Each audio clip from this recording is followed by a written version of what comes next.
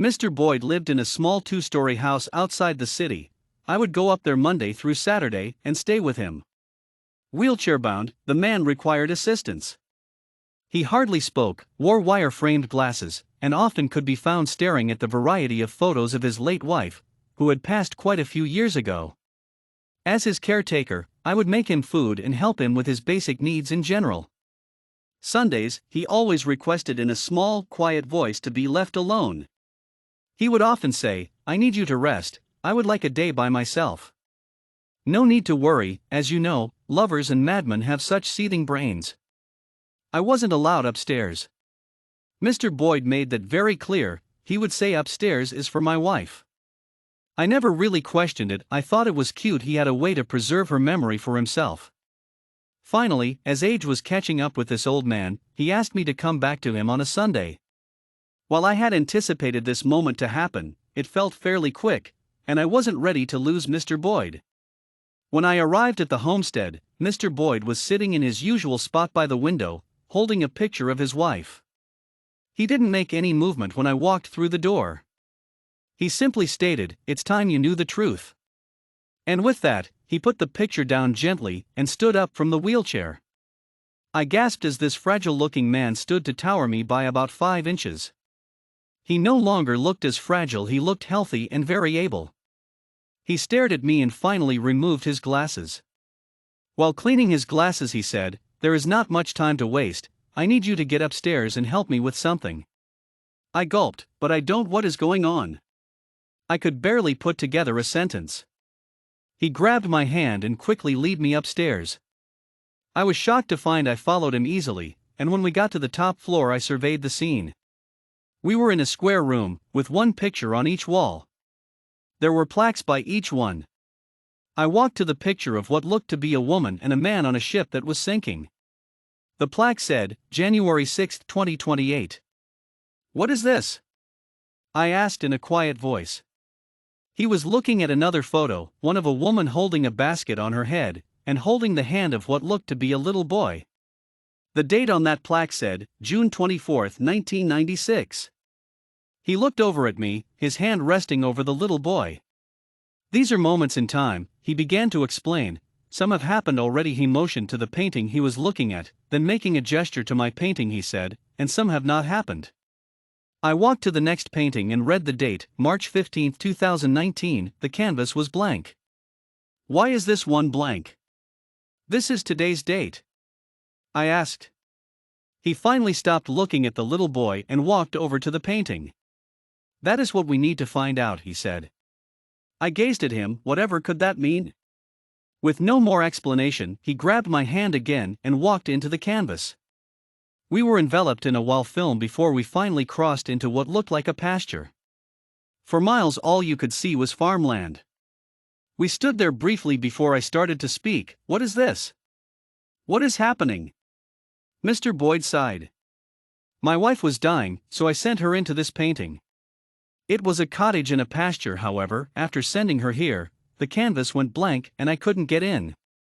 I noticed that the date on the plaque changed, so I needed to go in and get her today, or she would be stuck forever. Just as those other paintings are stuck forever." I looked around. "She isn't here. Why do you need me?" Mr. Boyd smiled ruefully. "I don't think she would recognize me, but I knew she would remember you." I nodded. "What is the plan then?" He started to walk, so I followed.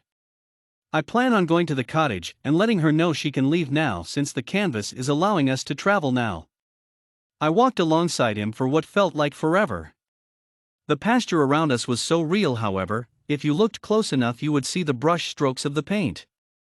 I gasped as I looked down at my hand and found that my hands looked like they had been painted. "So we have to get out of this canvas today, or we will be stuck." "So that women and little boy were real people?" I asked. "Yes, my daughter and my grandson, they had come with me when I needed to rest. They didn't make it back in time." We finally crested a hill and found the cottage. Mrs. Boyd was in her garden.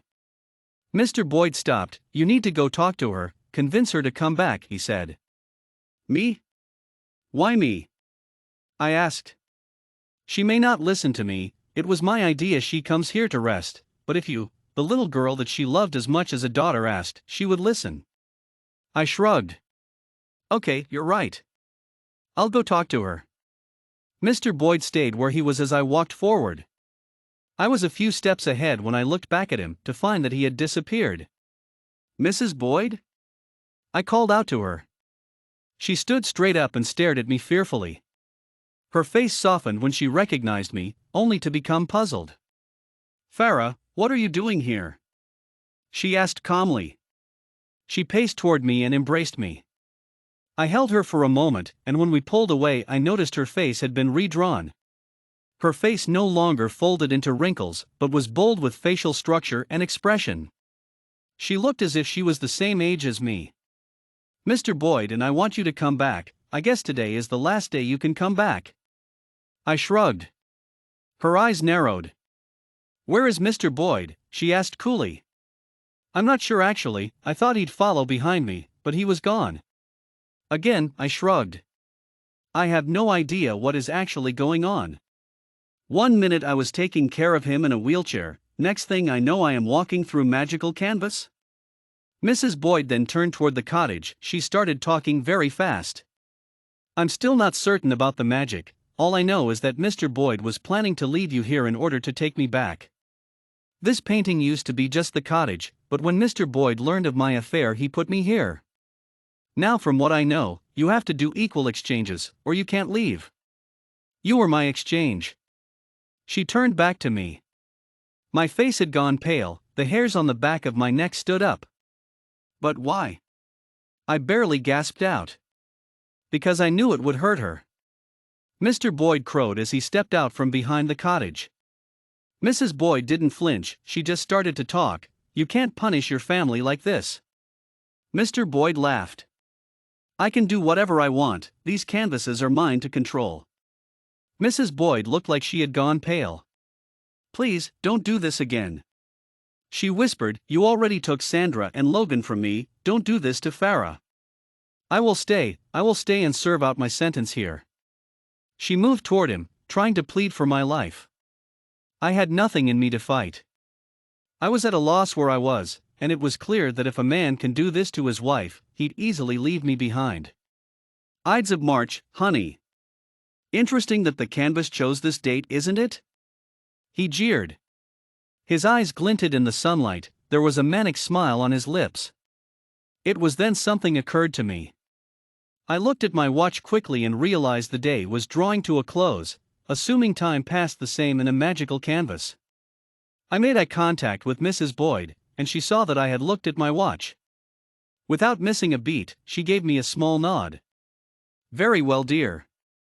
I have learned my lesson. You are very clever to choose Farah as the one to take my place. You knew I would never leave her canvas with you, she bantered. She started to move towards me. He laughed out loud, no, you'd have no choice. I planned to place you in the sinking ship painting to make you really suffer. You know, where I placed your other beau and his daughter.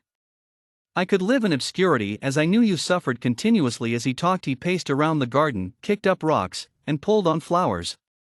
By this point, Mrs. Boyd was millimeters from me. She had one hand behind her back, and I noticed a paintbrush in her back pocket. Without missing a beat, she kicked dirt into Mr. Boyd's face and grabbed my hand. Run, she yelled breathlessly. Hand in hand we ran. Mr. Boyd took a minute to realize what had happened. He laughed manically. You'll have to do better than that. He yelled in our general direction. What time is it?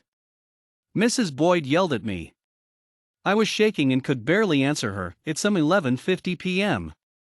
Mrs. Boyd smirked. She pulled the paintbrush out of her pocket and painted it on a tree in front of us. Then I could make out the room where I had first entered this canvas. She grabbed my hand again and flung me through the paint. She soon followed and yelled back, then fall, Mr. Boyd. I saw the look on Mr. Boyd's face. The brush strokes on his face becoming more pronounced, it was the look of utter defeat. I had landed on the ground in the room, as Mrs. Boyd landed gracefully on her feet.